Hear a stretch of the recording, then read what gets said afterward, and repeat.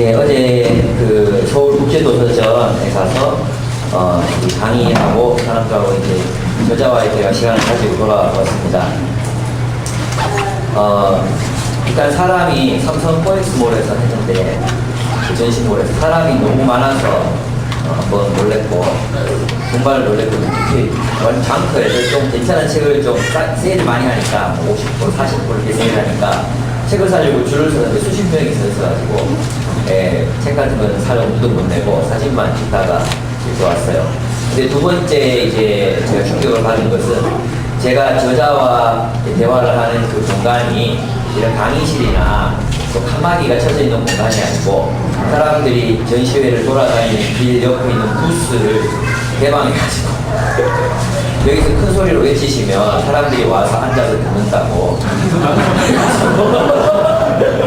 도대체 나보고 뭘 하는 거냐. 근데 걱정 안 하셔도 된다고. 11명 예약이 돼 있다고. 그래서 4시 40분쯤 되니까 남포교회 박임성 목사님 사역하시는 남포교회 형제 자매들 32 이상 청년들이라 그래가지고 20대인 줄 알았는데 연식이 된 분들이 이렇게 오셨어요.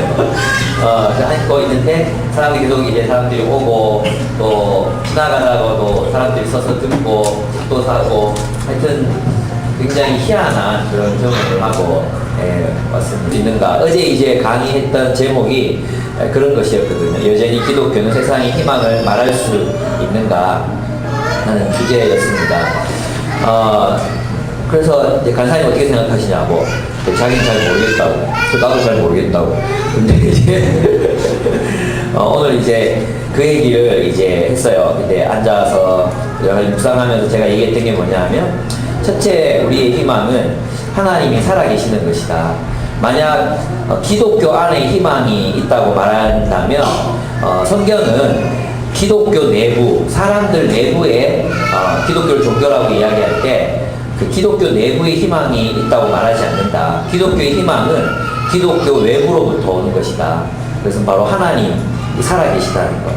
그것에서 오는 것이기 때문에 기독교의 타락이나 교회가 엉망진창이 되는 것하고 우리가 희망을 가지는 것하고는 별 상관이 없다. 제가 그 얘기를 드렸어요. 그래서 문제는 우리가 교회가 그 하나님과 어떤 관계성 속에 있느냐가 희망의 여부가 될 것이다. 그래서 순수한 교회, 우리 미로슬라브 골프의 말을 빌리면 심층적 교회, 심층적 기독교, 표층만 기독교가 아니라 깊이까지 기독교의 말씀에 순종하는 교회들이 그것이 10명이든 20명이든 대한민국에 10교회가 남든 5교회가 남든 바로 그것이 희망이 될 수 있다. 제가 그런 취지로 이야기를 하고 왔습니다. 잘했죠? 네. 하나님이 살아계시다는 것, 그리고 하나님이 우리를 죽도록 사랑하신다는 것. 근데 그 죽도록 우리를 사랑하시는 하나님이 역사 속에서 계속해서 일하고 계셨다는 사실, 그것이 바로 우리의 희망인 것입니다. 요한계시록은 바로 그것을 이야기해주고 있습니다. 하나님이 우리를 너무너무 사랑하셔서 우리를 위해서 일하신다는 것입니다. 만약 우리 인간 내부에 희망이 존재한다면 희망은 없습니다. 왜? 우리는 탐욕과 폭력에 찌들어 있는 사람들이고 수천 년의 인간의 역사가 결코 참 진보하지 못했거든요. 그렇지 않습니까? 우리 인간의 그런 탐욕과 폭력의 문제를 결코 해결해 주지 못했습니다. 더 첨단 과학적으로 폭력을 행사하고 있으면 있었지, 더 큰 폭력으로 약소한 나라들 억압하고 있으면 있었지, 더 나아지지는 못했습니다. 그렇다면 우리의 희망은 우리 외부에 있습니다. 바로 하나님께 있는 것입니다. 하나님이 살아계십니다. 아멘? 하나님이 우리를 죽도록 사랑하십니다. 아멘? 사랑하시는 그분께서 우리를 구원하시기 위해서 일을 하시지 않겠습니까? 그러니까 우리의 희망은 하나님께 있는 것입니다. 그래서 오늘 본문에 보면 우리 8장 9장 다 해야 되는데요. 제가 어제 서울에 다녀오는 바람에 체력이 소진돼서 9장을 못하는 걸 너무너무 아쉬워요. 근데 9장에 할 얘기가 진짜 많기 때문에 오늘 8장만 해도 좋겠다 생각이 듭니다. 8장 1절에 보시면 일곱째 인을 떼실 때 하늘이 반 시간쯤 고요하더니, 장로님 제 얘기 들리세요? 예, 고요하더니 그랬죠. 그래서 일곱째 인을 뗄 때 일어났던 일은 반 시간 동안 이제 고요한 시간이 이제 일어났습니다. 이게 무슨 뜻일까요? 이것은 유대문헌에 의하면 하나님께서 이 반시라는 의미는 하나님께서 백성들의 기도를 들으시기 위한 시간이라고 그렇게 유대문헌은 기록하고 있습니다. 그래서 요한도 바로 그 유대문헌에 나타나 있는 그 상식, 그 일반적인 이해를 따라서 반시 동안 하나님이 기도를 들으시는 시간, 그리고 그 기도에 대한 응답이 3절과 4절, 5절에 나타나거든요. 그래서 그 기도를 들으시는 시간이 있고, 그 이후에 이제까지는 일곱 봉인에 대한 재앙이었죠. 일곱 봉인으로 나타나는 어떤 심판의 모습이었다면, 이제부터는 일곱 나팔에 대한 이야기가 반시쯤 고요하더니 그 이후에 나타나고 있습니다. 그래서 일곱 인이 지나갔어요. 벌써 우리 일곱 개 뗐어요. 그리고 일곱 나팔이 나타나고, 또 뒤에 가면 일곱 대접 나오겠죠. 그러면 이제 요한계시록 거의 다 이해했다고 할 수 있습니다. 이 반시라는 시간은 예루살렘 성전에서 오전 의식에서 향을 피우는 시간이 바로 반시입니다. 그러니까 기도와 관련되어 있는 시간이라고 할 수 있습니다. 근데 성도들의 기도는 향과 함께, 이 향이 무엇입니까? 이 향도 다름이 아니라 성도들의 축적된 기도입니다. 그 앞부분에서 우리가 성도들의 기도를 향으로 표현했었잖아요. 그 기도와 현재 드리고 있는 모든 성도들의 기도가 그동안 축적되었던 기도와 또 지금 드리고 있는 기도가 하나님께로 올라갑니다. 그 고요한 시간이 지나가고 난 뒤에 그 기도가 응답이 됩니다. 이제 3절에 보시면 또 다른 천사가 와서 제단 곁에 서서 금향로를 가지고 많은 향을 받았으니 이는 모든 성도의 기도와 합하여 보좌 금제단에 드리고자 함이라. 그 향연이 이제 하나님께로 올라갑니다. 5절을 같이 한번 읽어보겠습니다. 시작. 천사가 향로를 가지고 제단에 불을 담아다가 땅에 쏟음에 우레와 음성과 번개와 지진이 나더라. 아멘. 천사가 그 기도를 모두 합해서 하나님께로 올려보냈을 때, 이 땅에서 우리의 기도가 하늘로 올라갔을 때 이 땅에서 어떤 일들이 일어났습니까? 번개와 지진과 우레 같은 이런 일들이 일어났습니다. 이것은 무엇에 대한 표현이죠? 성경에 의하면 하나님의 임재, 하나님의 출현, 하나님의 현현에 대한 그런 표현입니다. 하나님이 나타나실 때 때로는 지진 가운데, 때로는 우레와 음성 가운데, 번개 가운데 주님이 나타나셔서 말씀하셨던 것을 알 수 있습니다. 이것이 우리에게 말해주는 바가 무엇이겠습니까? 이것이 말해주는 바는 위로입니다. 왜냐하면 우리의 기도는 하나님께 드리는 정의를 구하는 기도, 그 정의를 구하는 성도들의 기도는 반드시 이 땅으로 하나님을 초대한다는 것입니다. 이 불의하고 또 이 엄청나게 많은 비극이 있고 고통이 있고 아픔이 있는 이 세상 속에 성도들이 드리는 기도를 통해서 이 땅으로 살아계신 하나님이 초대되어지고 그분께서 이 땅에 정의를 세우시기 위해서 출현하시고 나타나신다는 것입니다. 그러니까 세상을 바꾸는 가장 강력한 힘은 어디에 있습니까? 바로 기도에 있는 것입니다. 그래서 여러분, 정의를 부르짖기보다 정의를 위하여 하나님 앞에 기도하십시오. 부르짖어 기도하시기 바랍니다. 바로 그렇게 할 때 하나님께서 나타나셔서 이 땅의 역사를 움직이십니다. 지진을 일으키십니다. 번개가 치게 하십니다. 하나님께서 음성을 들려주십니다. 여러분, 그래서 그리스도인들은 어제도 그런 질문 받았어요. 교회됨 이렇게, 그것이 가장 중요한 과제라고 이렇게 얘기했을 때, 그러면 우리가 세상에 어떤 영향을 미치냐고. 우리는 기도를 통해 영향을 미칩니다. 여러분, 기도가 이 세상의 정의를 이루기 위한 가장 강력한 무기, 하나님께서 이 불의한 세상 가운데 나타나시게 하는 가장 강력한 무기라는 사실을 여러분 결코 잊어버리셔서는 안 됩니다. 국가뿐만 아닙니다. 여러분의 직장이나 여러분이 속한 공동체나 또 여러분이 속한 교회나, 기쁨의 교회는 교회나 여러분 그 불의한 상황 속에 만약에 있게 될 때에는 우리가 하나님 앞에 간구하고 또 간구함으로 우리는 세상에 영향을 미칠 수 있습니다. 믿으십니까? 이것이 우리가 가지는 힘입니다. 그래서 기도를 과소평가하지 마십시오. 많은 사람들이 페이스북에 이렇게 막 공유하잖아요. 그런 상황들을 공유한다고 해서 세상이 바뀌지 않습니다. 왠지 아십니까? 페이스북은 우리들의 놀이터예요. 거기에 뭐 다른 이렇게 그런 사람도 안 들어오잖아요. 나랑 친구할 일도 없고, 안 그렇습니까? 그러니까 뭐 나는 그 사람들을 좀 설득하고 싶은데 이미 생각이 같은 사람들한테 맨날 우리끼리 똑같은 메시지를 주고받으면서 마치 뭔가 큰 영향을 미치는 것처럼 생각하고 있다는 거, 이게 얼마나 어리석은 일인지 모릅니다. 우리 기도해야 합니다. 두 번째, 심판의 나팔 소리가 이제 울려 퍼지고 있습니다. 이제 6절에 보시면 일곱 나팔을 가진 일곱 천사가 나팔 불기를 준비하더라 그랬어요. 오늘 이게 네 가지 할 건데요. 앞에 요한계시록에 나타나 있는 계적, 나팔, 인, 다, 사, 그 다음에 3. 앞에 4개, 뒤에 3개. 이런 식으로 또 4, 1, 1, 1, 4, 3 이런 식으로 이제 앞에 4개, 4천사가 이제 어떤 선포를 하고, 그 다음에 뒤에는 또 3가지가 다르게 나타나는 그런 형태로 이제 구성이 되어 있습니다. 근데 여러분 계시록을 해석할 때 이런 문자들을 자의적으로 해석하면 안 돼요. 무슨 말이냐 하면 내가 생각하는 의미, 내가 상식적으로 생각하는 우리 시대에 우리가 생각하는 그런 의미로 받아들이시면 안 되고, 계시록은 철저하게 구약에 의존되어 있어요. 그래서 구약에 있는 그런 아이콘이라든지 또는 은유라든지 또 구약에서 그 어떤 문맥에서 사용된 단어들, 용어들이 있거든요. 그 용어들을 여러분이 잘 알고 해석을 해야 돼요. 그래서 이 계시록은 그냥 우리는 이렇게 생각하잖아요. 요한이 하나님 앞에서 그냥 막 이렇게 막 계시를 보고 막 썼다고 생각하잖아요. 그런 게 아니라 구약 성경을 깊이 묵상하고 또 그것을 돌아보고 연구하고 또 그것이 보여졌다고 하더라도 그냥 쓸 수 없는 거예요. 그냥 쓸 때는 다시 정리해서 쓰게 되잖아요. 그죠? 그것은 철저하게 구약에 의존되어 있습니다.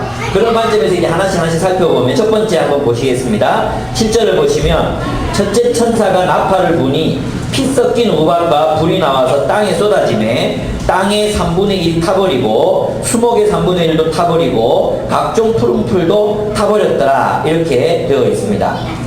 근데 이제 우리 먼저 다뤄야 될 게 뭐냐 하면 일곱 나팔을 가진 일곱 천사 그랬죠. 나팔을 부르고 있어요. 나팔. 그러면 이 나팔이 구약 성경에서는 어떤 의미로 사용되었는가, 그것을 살펴봐야 되겠죠. 그럼 나팔이 의미하는 바가 뭐냐? 봉인은 구약에 있는 메시아 예언, 그 메시아 예언에 대한 비밀이 예수 그리스도에 의해서 풀리는 거잖아요. 그죠? 했죠? 기억하고 있어야 돼요. 봉인은 뭐냐 하면 구약 성경에 나타나는 메시아 예언. 그래서 예수 그리스도의 십자가와 부활을 통해서 그 비밀은 해제됐어요. 아시겠습니까? 그러면 이제 나팔이 말하는 건 뭐냐 하면, 나팔은 첫째, 구약 성경에 보면 하나님이 임재하실 때 나팔을 불었어요. 그 시내산에서 하나님이 임재하실 때 사람들이 나팔을 불어서 하나님이 임재하신다는 것을 알려서 큰 나팔 소리가 나타났습니다. 그러니까 첫 번째로 이것은 왕이신 여호와의 출현, 왕이신 여호와의 임재를 나타낼 때 나팔 소리를 불어요. 그러니까 이제 이 역사 속에 하나님이 출현하신다, 하나님이 출현하셔서 어떤 일을 행하신다, 이런 의미가 있는 거죠. 두 번째는 뭐냐 하면 전쟁을 소집할 때 하나님의 백성들을 거룩한 전쟁으로 불러서 그 거룩한 전쟁을 위한 그 소집을 할 때 나팔 소리를 불러요. 오, 나팔을 불어요. 이 나팔을 불면 이제 이스라엘의 청년들과 전쟁에 참여할 수 있는 사람들이 다 소집되는 것입니다. 그러니까 이제 이 나팔을 불었다는 것은 무슨 뜻입니까? 곧 하나님의 백성들의 전쟁이 시작된다는 거예요. 그죠? 그 전쟁이 뭐냐? 이제 10장, 11장, 12장에 나와요. 그 전쟁은 그냥 막 진짜 총과 칼과 대포를 가지고 싸우는 싸움이 아니에요. 그 전쟁의 성격에 대해서도 이제 뒷부분에서 여러분과 함께 나누겠습니다. 그리고 세 번째는 뭐냐 하면 여호와의 심판이 이루어질 때 이 나팔을 불었습니다. 그러니까 이 나팔의 의미는 첫째로 왕의 출현을 말합니다. 두 번째는 왕의 소집, 그리고 세 번째는 왕의 심판, 우리의 왕이신 하나님의 그 심판을 의미하는 것이라고 할 수 있습니다. 그래서 나팔 소리가 불려졌다는 것은 이제 하나님이 나타나셔서 누구와 함께? 하나님의 백성들과 함께 무언가 일을 시작하시겠다는 그런 의미를 가지고 있습니다. 그래서 이 나팔은 특별히 또 이제 무엇과 또 관련이 되어 있냐면 여리우송을 돌 때 이 나팔을 들고 돌았잖아요. 7바퀴 돌았죠. 마지막에는 또 7바퀴 돌았는데 그때 뭘 불었습니까? 나팔을 불었죠. 그래서 이것은 하나님의 백성의 승리와 함께 무엇을 말하느냐 하면 해방, 그리고 하나님을 대적했던 사람들에 대한, 국가들에 대한 하나님의 심판을 의미하기도 하는 것입니다. 그래서 나팔이 불렸다. 이것은 곧 무엇을 의미하느냐 하면 하나님의 백성들의 승리와 해방과 자유의 시간이 가까이 왔다. 이것을 의미하는 거예요. 왜? 하나님 나타나셨습니다. 하나님이 나타나셔서 이제 이집트로부터 이스라엘 백성들을 구원하실 것이고, 하나님이 나타나셔서 이제 승리케 하실 것이고, 하나님이 나타나셔서 하나님을 대적하는 모든 세상과 문화들을 심판하실 것이다. 그러니까 이제 곧 하나님의 백성들의 승리와 자유와 해방의 날이 가까이 왔다. 이것이 바로 나팔이 의미하는 바입니다. 그러니까 이 나팔 소리를 듣는 요한계시록의 성도들은 어떤 생각을 가져야 되겠습니까? 이제 곧 끝나는구나. 이제 주님이 우리를 승리케 하시는구나. 그것을 알 수 있습니다. 근데 이 나팔 비유 속에, 나팔 이 환상 속에 들어있는 놀라운 비밀이 또 있습니다. 이것은 같이 한번 얘기해 보도록 하겠습니다. 이 나팔 소리가 울려 퍼질 때 일어나는 심판들을 살펴보면 앞부분은 네 천사들이 주도하고 있습니다. 이 4라는 숫자는 뭐라 그랬어요? 세상, 땅, 피조세계, 자연이라고 그랬죠. 또 이 제대로 들어야 되는데 나중에 또 물어보면 죽을 사자 아니에요. 막 이런 식으로 얘기하시면 안 됩니다. 피조세계를 상징하는 것이 바로 4라는 숫자라고 이야기를 했습니다. 그런데 이 피조세계를 향한 이 심판인데 이 재앙들을 한번 여러분 살펴보세요. 예, 한번 보겠습니다. 우박 나오죠. 그 다음에 뭐 나옵니까?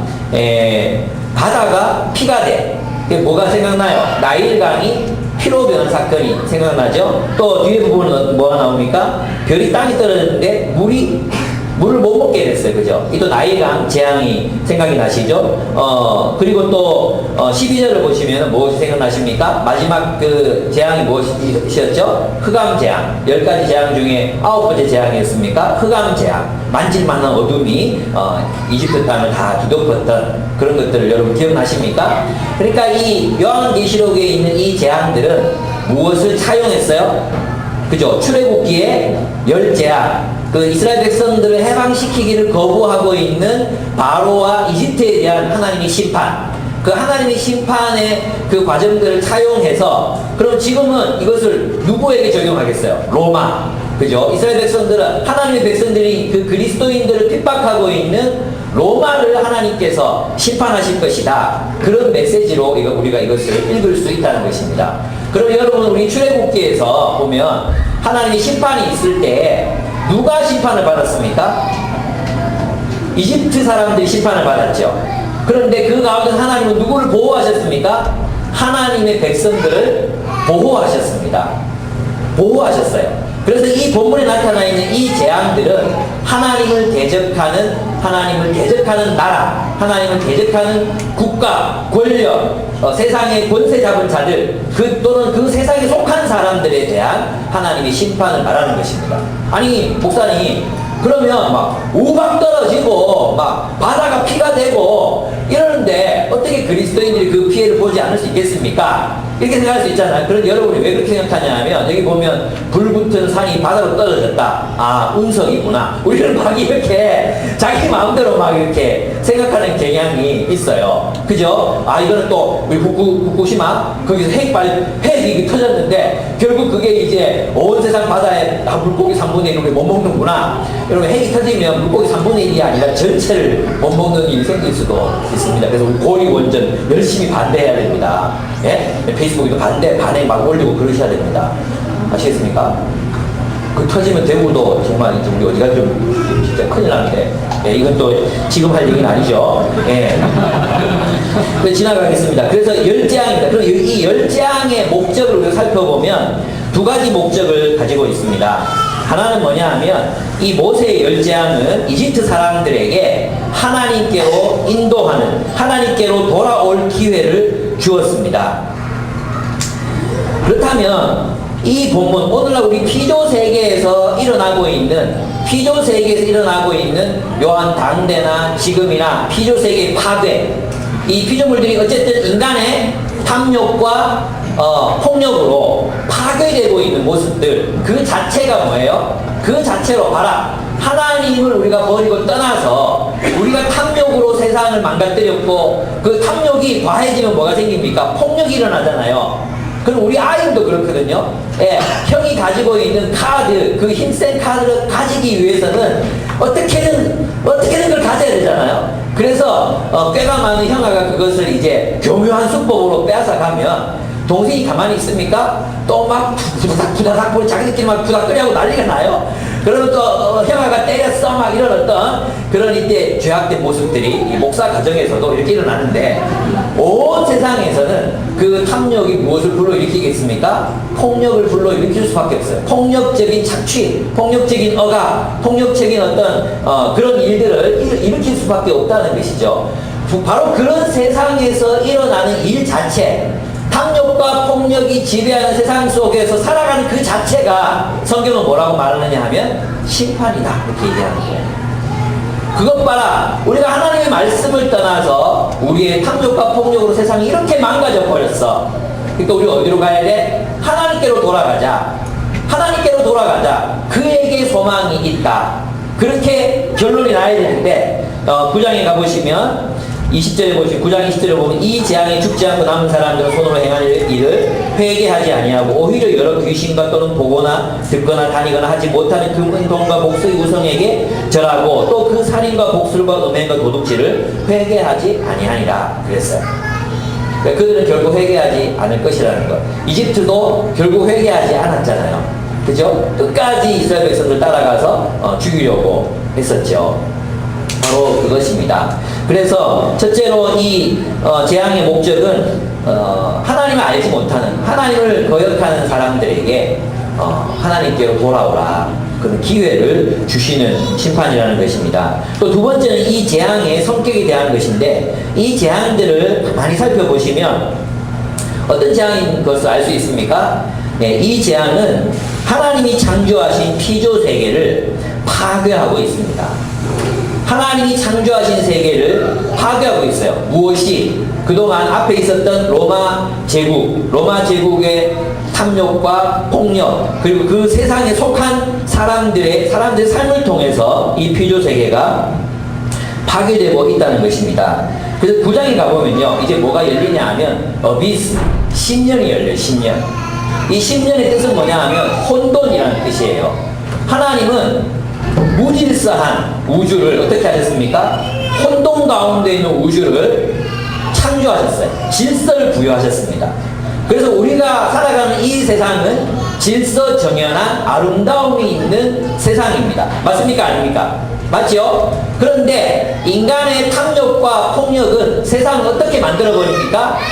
무질서한 세상으로, 질서를 파괴함으로, 그 파괴한 것을 만들어버려요. 결국 나중에 어떻게 됩니까? 혼돈이 세상 밖으로 뛰쳐나옵니다. 그것은 태초 이전에 하나님이 창조하시기 이전에 혼돈의 세계로 돌아간다는 것입니다. 그래서 이 자크 엘룰 이것을 뭐라고 불렀냐 하면 반창조라고 불렀어요. 안티 크리에이션, 반창조라고 그는 지칭을 했습니다. 그러니까 이때 말하는 이 하나님의 이 심판이라는 것은 하나님이 막 무박을 던지고 막 운석을 바다에 빠뜨리시고 이렇게 해서 사람들을 죽게 하시고 방사능이 막 터지게 하시고 이런 분이 하나님이 아니십니다. 이 본문에 나타나 있는 이 피조 세계의 파괴는 인간의 탐욕과 폭력으로 인한 살상, 그리고 자연 세계의 파괴를 의미하는 것입니다. 그 중에 하나가 원자력일 수도 있습니다. 핵일 수도 있습니다. 그리고 전쟁 무기들일 수 있습니다. 전쟁 무기들. 그죠? 그리고 기업체들의 탐욕으로 말미암아 무엇이 막 벌채되고 있습니까? 아마존에 수많은 산림들이 벌채되고 있습니다. 그리고 수많은 또 우리도 겪잖아요. 황사, 환경 오염, 막 이런 것들, 그런 것들. 또 인도에서 최근에 코카콜라에게 뭘 금지했습니까? 지하수 그만 빼가라. 인도 땅 전부 지하수가 다 고갈되겠다. 그래서 지하수를 더해서 코카콜라 판매 금지령, 생산 금지령을 내렸습니다. 왜 그렇습니까? 기업들은 자신들의 탐욕을 채우기 위해서 자연을 파괴하는 일을 서슴지 않습니다. 하나님의 창조된 세계를 그 탐욕, 사람들의 탐욕을 채우기 위해서 이 창조 세계의 질서를 무너뜨립니다. 혼돈에 가까워지게 합니다. 여러분, 아프리카 땅이 사막화되어 보이는 이유도 내전 때문인 것을 아십니까? 땅이 계속 달고 또 이 경작을 해야 살아 있습니다. 근데 경작하지 않은 땅은 사막화될 수밖에 없거든요.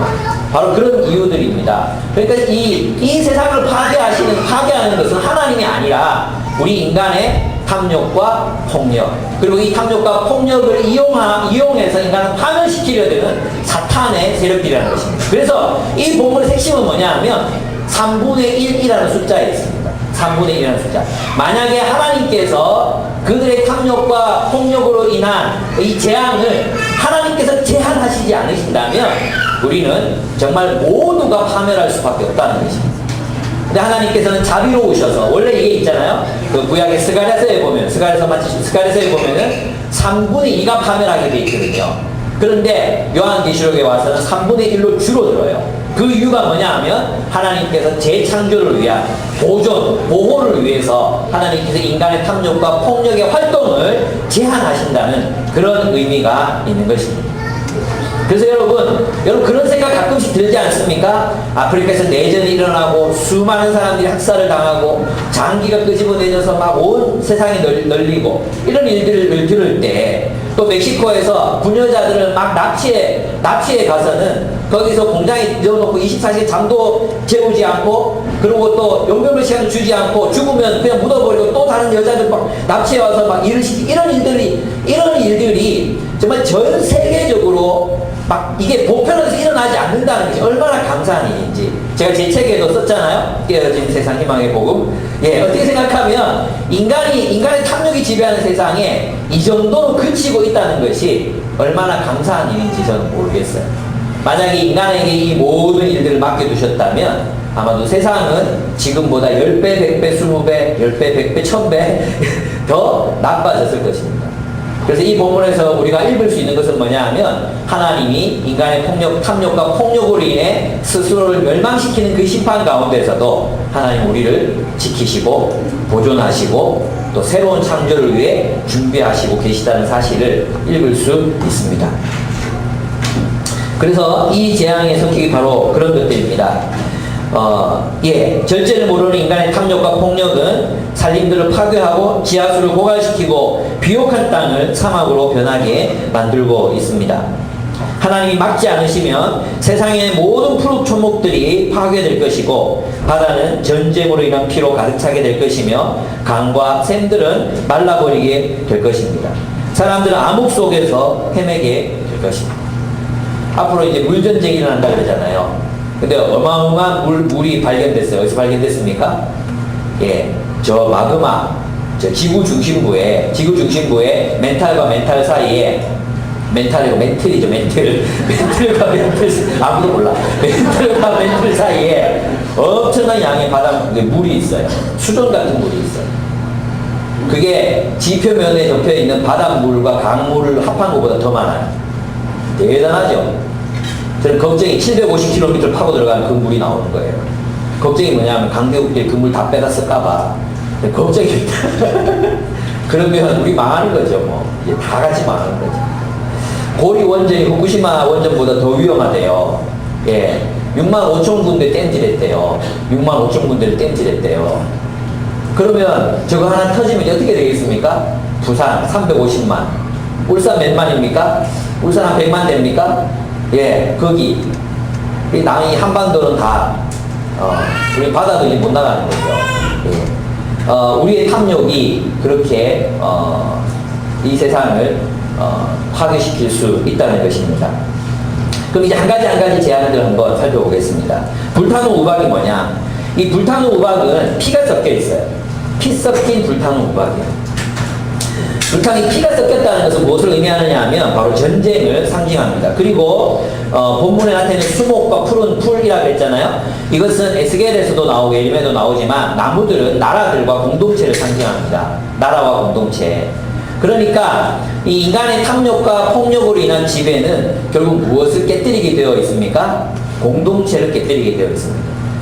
나라들과 부족들과 그 공동체가 있잖아요. 그 공동체를 깨뜨려서 파괴시킵니다. 이것이 이제 요한의 관점에서 보면 제국들의 폭력으로 인해서 작은 부족과 나라들과 공동체가 산산조각 나는 모습들을 설명했다고 보여집니다. 그것은 그 다음 재앙에서도 나타나거든요. 한번 보시면 불 붙는 큰 산이 던져져요. 불 붙는 큰 산이. 그럼 이 큰 산이 뭔가? 이걸 이제 많은 이제 주석가들이 이게 뭐냐면 이제 운석이라고 그렇게 표현하는 경우들이 있습니다. 근데 이것은 아닙니다. 왜냐하면 바다의 3분의 1이 피가 될 수 있습니까? 액체. 바다의 3분의 1만 멀고 나머지 버렇고 이렇게 될 수 있습니까? 섞이면 다 섞이는 거죠. 무슨 말인지 아시겠죠? 그러니까 상징적인 언어라는 것을 여러분이 아실 수 있는데 운석이나 이런 것들이 아닙니다. 물고기 3분의 1이 죽고 배들의 3분의 1이 깨졌어요. 배들이 3분의 1이 깨졌다는 게 뭘 말하겠어요? 전쟁으로 인한 깨짐을 말하는 거죠. 상선, 군함 이런 것들이 깨지는 것을 말해요. 해전. 그리스, 로마는 해전에 능했어요. 아시죠? 근데 그 해전에 참가한 배들이 깨지는 거죠. 그리고 그들이 흘린 피로 바다가 붉게 물드는 장면을 묘사한 것입니다. 그리고 이 큰 산이 뭔가? 이 큰 산은 어디에 나오냐면 예레미야서 5장 51장 여기 적어놓으세요. 옆에다가 예레미야 51장 25절 26절에 나옵니다. 제가 한번 읽어보겠습니다. 여호와의 말씀이니라 온 세계를 멸하는 멸망의 산아 보라.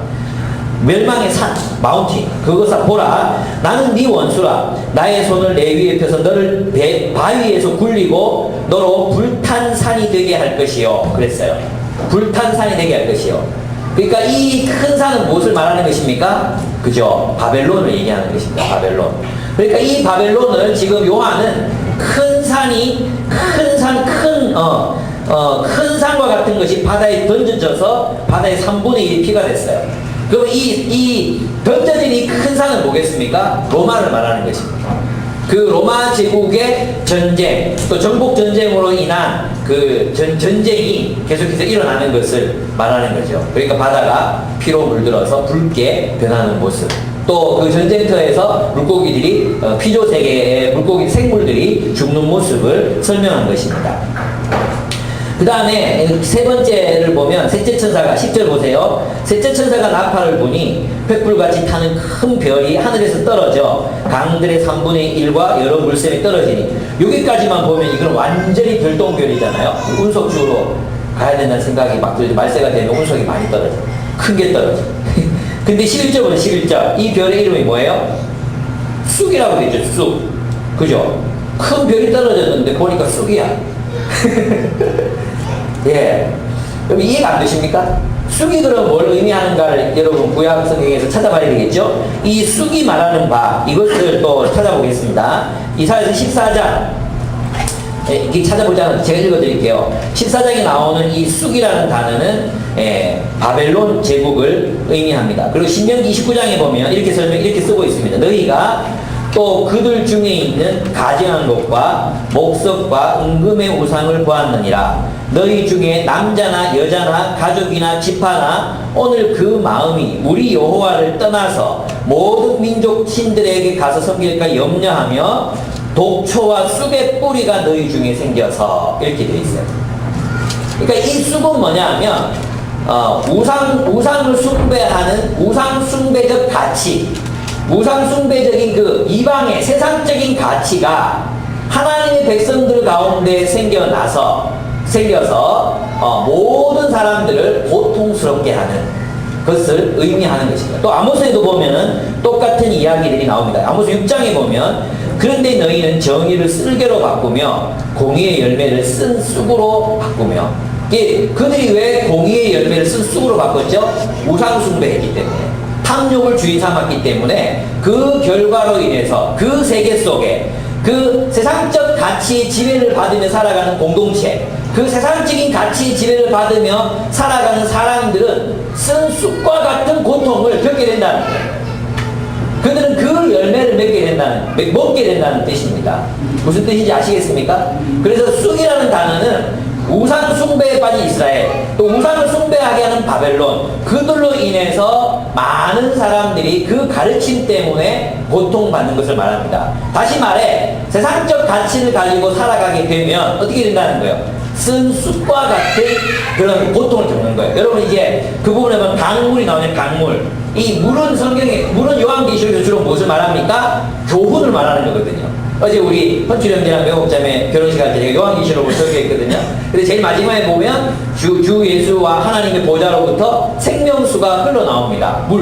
물이죠, 물. 근데 여기는 이 물이 뭐가 돼 있어요? 쓴 쑥이 되잖아요. 그죠? 그들은 어떤 가치관을 먹고 사느냐? 세상적인 가치관, 우상숭배적 가치관, 탐욕과 폭력을 신화화한 가치관. 바로 그 지배신화 속에서 살아가는 그들 세상 사람들의 모습. 바로 그것을 의미하는 것입니다. 그것이 사람들을 3분의 1을 죽인다는 거예요. 이건 영적인 의미죠. 교훈적이고 사상적인 그런 의미예요. 실제로 어떤 별이나 뭐 운석이 떨어져서 그렇게 변하는 게 아니에요. 그러니까 사람을 죽이는 건 뭐예요? 가르침이에요. 사람을 죽이는 건 뭐예요? 세상적인 가치예요. 오늘 우리로 말하면 자본주의적 가치예요. 그것이 만약 우리 교회 가운데서 깊숙이 들어와 있다면 어떻게 되겠습니까? 거기에 속한 사람들은 다 그런 고통을 받게 되는 것입니다. 여러분 선풍기 아줌마죠. 선풍기 아줌마. 그죠? 선풍기 아줌마. 선풍기 파는 아줌마 아닌 거 아시죠? 성형수술을 너무 많이 해서 얼굴이 선풍기만하게 커졌어요. 그래서 선풍기 아줌마라고 불렀어요. 한번 생각해봐요. 근데 그 아줌마의 삶을 보면서 우리 참 행복하시겠다. 원하는 성형수술을 저렇게 만들어하실 수 있으니 우리 그렇게 생각하는 사람이 있습니까? 아무도 없죠. 참 고통스러워 보이지 않습니까? 고통스럽잖아요. 왜 고통스럽습니까? 근데 그 아줌마가 왜 끊임없이 성형수술을 합니까? 바로 세상적 가치관, 외모지상주의. 예뻐야 가치 있다. 예쁜 여자라야 대접받는다. 바로 그런 세상적 가치관 때문에 그 가치로 누구를 괴롭혔습니까? 스스로를 괴롭힌 것입니다. 바로 그것입니다. 우리가 세상 속에서 어제도 그랬어요. 어제 이제 남포교회 청년들 쭉 만났는데 인서울 교회 아니에요, 인서울. 그러니까 다 뭐 빵빵한 직업들, 빵빵한 학교, 뭐 우리 대한민국 6% 안에 드는 그런 공부 잘하는 사람들이 다 모였어요. 다 모여가지고 자기 고민을 얘기하는 거예요. 자기 동생이 좋은 대학에 이번에 갔는데 교회에서 그걸 이야기를 해야 될지 말아야 될지 모르겠다. 이런 이야기들. 또 자기는 교회 중에 자기가 섬기는 멤버들 중에 직장을 잃어버렸다고 교회를 안 나오고 직장 생기면 나오겠다는 청년들이 있다. 어떻게 하면 좋겠냐. 이 모든 것들이 뭐예요? 그것들이 결국 그걸 어떻게 만들어? 그들 스스로를 고통에 빠지게 쑥을 삼키는, 쑥을 씹어먹는 그런 쓴맛 나는 인생을 그들 스스로 살게 한다는 것입니다. 그것이 세상 가치관이에요. 그러니까 하나님이 우리를 세상으로부터 세상이 심판당할 때 보호하신다는 것은 우리가 하나님의 말씀 가운데 있을 때, 우리가 하나님의 말씀의 지배 가운데 있을 때 보호받는 거예요. 교회에 오고 있다고 해서, 교회 예배에 참석하고 있다고 해서 우리가 하나님의 보호를 받는 것이 아니라 하나님의 말씀의 지배가 세상의 가치로부터 자유로워질 때, 애국으로부터 진정으로 자유로워질 때, 바벨론으로부터 진정으로 포로 상태에서 해방되었을 때, 정말 하나님의 말씀의 통치 속에 있을 때 하나님이 우리를 지키신다는 거죠. 제가 우리 교회 이야기를 했어요. 외제차 타고 오면 불 질러버린다고 내가 얘기했다. 뭐 이런 얘기부터 시작해서 많은 얘기들을 했어요. 그리고 이제 바로 돈 있으면 어깨 올라가고 돈 없으면 어깨 처지고 자신감 없어지고 자기가 무능한 사람처럼 느껴지고 이 모든 것이 바로 뭡니까? 세상적 가치관이 아닙니까? 우리가 그렇게 하지 말라고 가르친다고 이러니까 이제 그 전사님이 듣고 계시더니 잠시 질문을 하셨어요. 어떤 질문을 했냐 하면 그렇게 살면 힘들지 않습니까? 힘듭니다. 그렇게 살면 힘듭니다. 우리 교회는 교회 때문에 다른 고향으로나 취업 더 잘 되는 곳을 가지 않고 남을 잃는 친구들이 많습니다. 그래 힘들었습니다. 그런데 안에 있어 보면 압니다. 그것이 얼마나 행복한지, 그것이 얼마나 우리에게 평화를 주는지. 밖에 있는 사람들 우리를 보고 굉장히 불안불안해 하지만 우리는 불안한 걸 잘 모릅니다. 왜? 다 그래 사니까. 제가 놀랐던 건 뭐냐 하면 우리 교회 청년들이 처음 받는 월급이 130만 원, 140만 원이고 좀 지나도 200만 원 이상 받기 어렵습니다. 그리고 200만 원 이상 받는 사람은 진짜 많이 버는 사람들입니다. 이렇게 얘기하니까 다들 놀라는 거예요. 다들 인서울. 근데 있잖아요, 자기들은 그 안에서 좋은 대학 나오고 이래가지고 사는 건 우리랑 비슷하대. 근데 그 이야기를 아무하고도 나눌 수 없다. 그 얘기를 물을 수도 없고 아무하고도 나눌 수 없다. 바로 그게 저주예요. 그게 심판이에요. 여러분 있잖아요. 우리의 삶이 왜 고통스럽습니까? 이제 우리 딸님이 안 왔잖아요. 이게 절대 비밀이에요. 얘기하면 안 돼요. 우리 딸님이 요즘 제일 고민이 뭐냐 하면 허벅지 굵게 너무 굵다는 거예요. 내가 볼 때는 얼마나 날씬한지 모르고 정말 예뻐요. 그래서 내가 비욘세 허벅지도 보여주고 리안나 허벅지도 보여줬어요. 야, 들 봐라. 이 3배는 된다. 세계적인 모델. 킴 카다시안 군디 봤나? 내가 다 보여줬어요. 이렇게 막 근데 있잖아요. 얘는 이것 때문에 잠도 못 자고 맨날 고민인 거예요. 그 왜 고통스럽습니까? 그 외모지상주의 연예인들이 나와가지고 TV에서 그죠 보여주는 그 걸그룹들 갈때 그거 없애야 돼. 다 그냥 법적으로 막 걸그룹 이거 없애야 돼. 진짜 내가 대통령 다 없애버릴 거야. 그런 식으로 우리의 청소년들의 건강한 자아를 무너뜨리잖아요. 근데 현지가 왜 고통스럽습니까? 허벅지가 굵어서 고통스럽습니까? 허벅지가 굵다고 말해주는 세상의 가치관 때문에 고통스럽습니까? 가치관 때문이에요. 안 그렇습니까? 그렇습니까? 안 그렇습니까? 내가 돈이 없고, 내가 비계약직, 계약직이고, 이런 것 때문에 고통스러운 이유가 뭡니까? 네? 왜 내가 자기 자존감이 낮아집니까? 왜 그렇습니까? 왜? 그게 세상적인 가치관을 사로잡혔기 때문이에요. 네? 머리 좀 크면 어떻습니까? 네? 얼굴 좀 크면 어떻습니까? 얼굴 크게 죄입니까? 근데 왜 얼굴 큰 사람들 왜 열등감을 사로잡혀야 됩니까? 현민이 저런 아이들 와 크다 맨날 그런 걸로 우리가 놀림 받아야 됩니까? 네? 그게 뭡니까? 스스로를 그것으로 홀가매면 스스로 고통스러워지는 거예요. 그렇지 않습니까? 그러니까 성경은 뭐라고 말합니까? 하나님 우리 지키신다. 맞습니다. 언제? 하나님의 통치 안에 있을 때 지키신다는 것입니다. 세상 사람이 심판받습니다. 왜 심판받습니까? 그들이 그 탐욕과 폭력의 질서로부터 벗어나고자 하지 않기 때문에.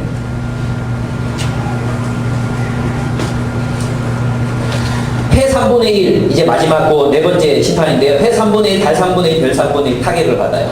이건 우리가 지난번에 살펴봤지만 이것은 뭐예요? 세상을 지배하는 지식들이라고 그랬죠. 이 세상 주관자들. 그죠? 그게 3분의 1이 타격을 받아요. 그리고 이게 무슨 말이냐 하면 어두워졌잖아요. 이것은 그들이 의존해왔던 가치. 예를 들면 민족주의적인 전통적 가치, 유교적 가치 이런 게 있었잖아요. 자본주의적 가치 이런 게 있었어요. 그죠? 근데 이제는 그 가치관들이 어떻게 됐습니까? 다 무너졌어요. 그 가치관들이 다 무너지니까 그들이 의존했던 그 가치 세계가 다 무너지니까 어떻게 됩니까? 어두운 가운데 갈 수밖에 없는 거죠. 그래도 그전에는 그게 맞다고 믿고 열심히 살았잖아요. 이렇게 사는 게 맞다. 근데 여러분 나이쯤 되면 이제 뭘 느낍니까? 그렇게 사는 게 맞나? 회의하게 되잖아요. 그죠? 바로 그런 단계를 이야기하는 것입니다. 어두워졌습니다. 이게 바로 세상 사람들이 겪게 되는 것입니다. 그래서 여러분, 여기서 말하는 이 출애굽기, 이 출애굽기적 이 재앙은 하나님이 하나님의 백성들을 보호하셨던 고센 땅에는 이 재앙이 임하지 않았거든요.